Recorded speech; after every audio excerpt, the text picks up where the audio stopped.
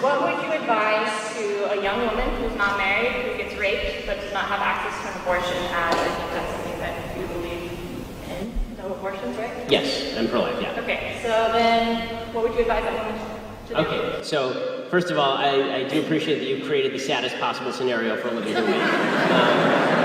Is she also disabled? Let's really go whole hog, and she has breast cancer as well. So it's as long as we're creating imaginary victims. But you know, the answer is that doesn't actually change the calculus. Meaning that obviously what happened to this person is an awful, awful, horrible thing. And as I said earlier, the person who raped her should be tracked down, captured, killed, or castrated. So that's number one. As far as the morality of abortion does not change based on need, right? So the fact that she's poor and needs an abortion doesn't change whether she was rich or needs an abortion or poor, because the abortion argument really comes down to, do you think this is a life or not? If you don't think it's a life, you can do whatever you want with it. If you think it's a life, you can't do anything with it. As far as what she does with the baby, that's up to her. You know, if it's obviously going to be an obvious economic burden, I would think that there are a lot of people out there like me who would give charity in order to try and help out somebody who's obviously in that sort of situation. And there are charities that exist for people like this to try and help out. And if you know of this woman, tell me her name, and I'm happy to give her some money. So I'm just wondering, because there is the health of the woman that's taken into question, and she doesn't have the money to have proper health care, or as well as the fact that if she's in college, there's a good chance that she won't be able to continue college. Okay, the idea that what about the health of the mother? So my view on abortion, again, the morality of killing a baby does not change as long as the baby's not actually threatening the life of the mother. In the cases where the baby threatens the life of the mother, like for example, you have a case where a woman has actual breast cancer and she needs chemotherapy, and she's pregnant, but the chemotherapy will abort the baby, which actually does happen, right? That is a case where the mother should, I think, be able to get the treatment. That's not the same thing as an abortion. So they're actually treating the mother for what she's got, and the byproduct of that is the baby is terminated, the baby's killed, basically. I do think that it's important to note two things. One, the solution to something horrible happening is not another horrible thing happening in the killing of a baby, which I think is actually horrible.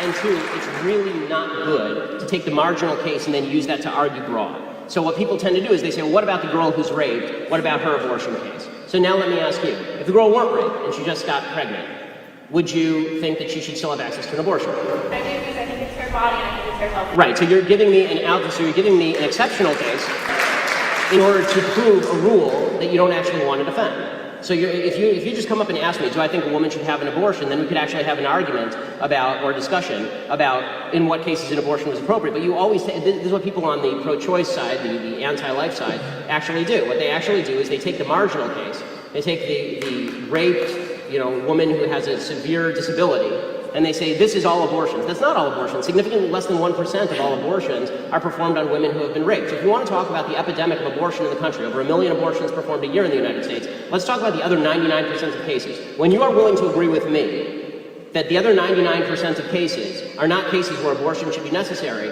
then I'm willing to have a discussion with you about compromise. But I don't think that's what you want. I think that you're just using the exceptional case in order to try and guilt me into supporting a broad-based abortion platform. These are two separate issues. Sympathy for the woman and have a little sympathy for the child. Okay, at any point does sympathy for the child come in here?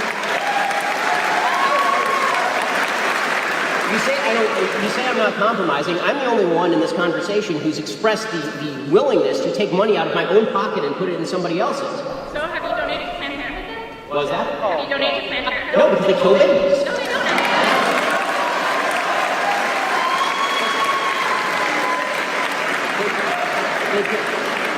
They kill 300,000 unborn children a year. No, I don't donate to a baby genocidal organization.